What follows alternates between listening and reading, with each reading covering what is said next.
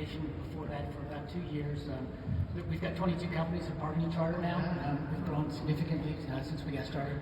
We're bringing on 8 new companies a year approximately. We've got about a $220 million revenue stream and about 3,500 clients. Beautiful. Anthony Bolselli, CEO of Natural Networks.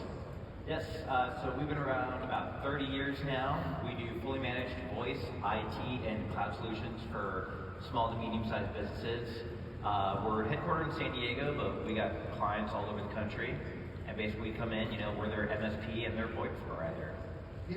Tim Paddock. I got that right? There you go. Good morning. Tim Paddock. I'm the founder and CEO of Magnitech. We are in Naperville, Illinois, just outside Chicago. And I founded the company a little over 12 years ago. And we've had year-over-year growth, quadrupled over the last 4 years. So we're really excited about that.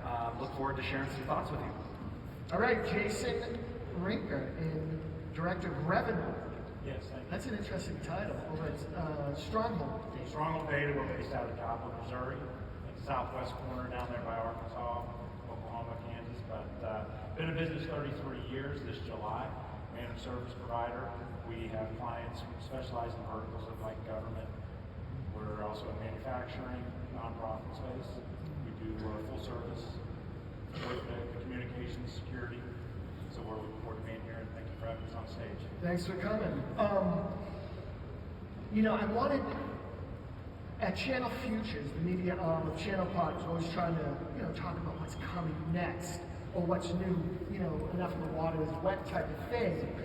And I thought it was interesting during the pandemic because I saw personally through interactions or whatever how customer service had changed for the better or the worse with the different companies I dealt with. It was really interesting. So just to kick things off, I was wondering, I think Jason had some thoughts on this.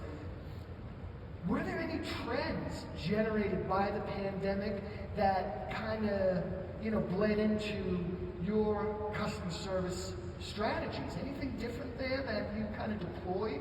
Well, in the beginning of the pandemic, everyone was rushing to work from home. And so our office was trying to get them set up, communicate with them. It went really well. We didn't start seeing anything until a few months after they went home, where they were like trying to figure out this new setup that they had. They're calling in and, they're adjusting, we're adjusting, a lot before the pandemic we were doing, on-site. We're kind of getting back to that, so that's exciting. But for the most part, it was just getting over that initial hump and that education piece and that communication piece with those clients. And it was a lot of video, Teams, Zoom, whatever. Are you using that today to improve or maintain customer satisfaction? Oh, absolutely. Yeah. I think the adoption rate is continuing, to stay consistent and if not growing. We're seeing, businesses, reach out to these new tools and bring their teams on to start talking about how they can enhance not only their customers, but their employee satisfaction as well. Yeah. So, anybody else on that? Well, I think for us, the biggest concern was keeping our own people internally sane, right? Because a lot was changing really, really fast. And just like firemen, we had to rescue everybody else before we could take care of ourselves. And it was very stressful. But there was some silver lining in it. It got people driven to the cloud a little bit faster. It also drove some efficiencies, especially with TBRs, right? Instead of going on site and doing those things, we were able to use Teams, use Zoom to communicate and stay in touch with our clients.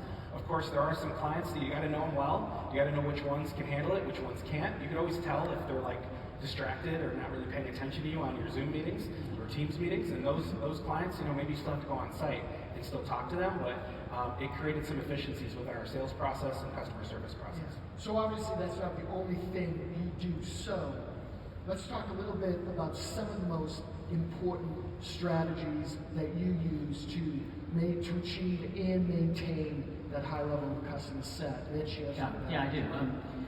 We kind of think about our client satisfaction in operational terms and also strategic terms. Operationally, we've got to manage their network, we've got to keep their systems up and running, have a high degree of efficiency, but increasingly executives, especially at our clients, are looking for strategic use of technology. We've got a process we call a blue sky process where we get together with the executives and we align technology to their strategies and their business goals. Executives